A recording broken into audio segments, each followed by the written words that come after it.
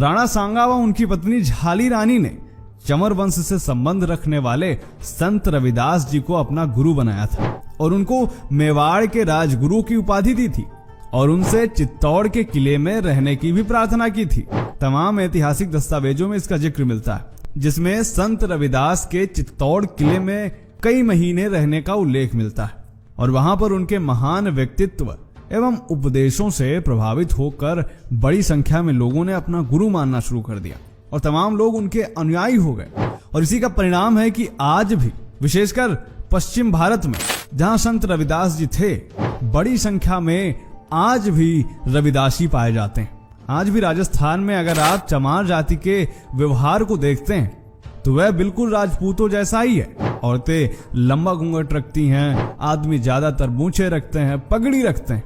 संत रविदास की इतनी प्रसिद्धि बढ़ने लगी कि इस्लामिक शासन घबरा गया। सिकंदर लोदी ने मुल्ला सदना फकीर को संत रविदास को मुसलमान बनाने के लिए भेजा। सिकंदर लोदी जानता था कि यदि रविदास इस्लाम स्वीकार कर लेते हैं तो भारत में बहुत बड़ी संख्या में इस्लाम मतावलंबी हो जाएंगे, लेकिन उसकी सोच धरी की धरी रह गई। स्वयं मुल्ला सदना फकीर जो संत रविदास को मुसलमान बनाने के लिए गया था, वह खुद शास्त्रार्थ में पराजित हो गया और कोई उत्तर नहीं दे पाया और संत रविदास से उनकी भक्ति से प्रभावित होकर अपना नाम उसने रामदास रख लिया और स्वयं के फलस्वरूप सिकंदर लोदी आग बबूला हो गया। उसने संत रविदास को कैद कर लिया और इनके अनुयायियों को उसने चमार और चंडाल घोषित कर दिया और उनको बंदी बनाकर उनसे कारावास में खाल और चमड़ा पीटने, जूती बनाने इत्यादि निम्न काम करवाएगा। सिकंदर लोदी की यह शर्त थी कि या तो इस्लाम स्वीकार कर लो या फिर ऐसे काम करो। लेकिन संत रविदास पर हो रहे अत्याचारों के प्रत्युत्तर में चमर वंश के क्षत्रियों ने दिल्ली को घेर लिया। इससे भयभीत होकर सिकंदर लोदी ने संत रविदास को छोड़ दिया।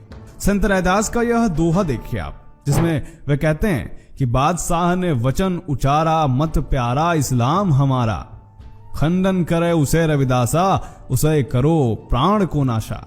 जब तक राम नाम रट लावे, दाना पानी यह नहीं पावे। जब इस्लाम धर्म स्वीकारे, मुख से कलमा आप उचारे।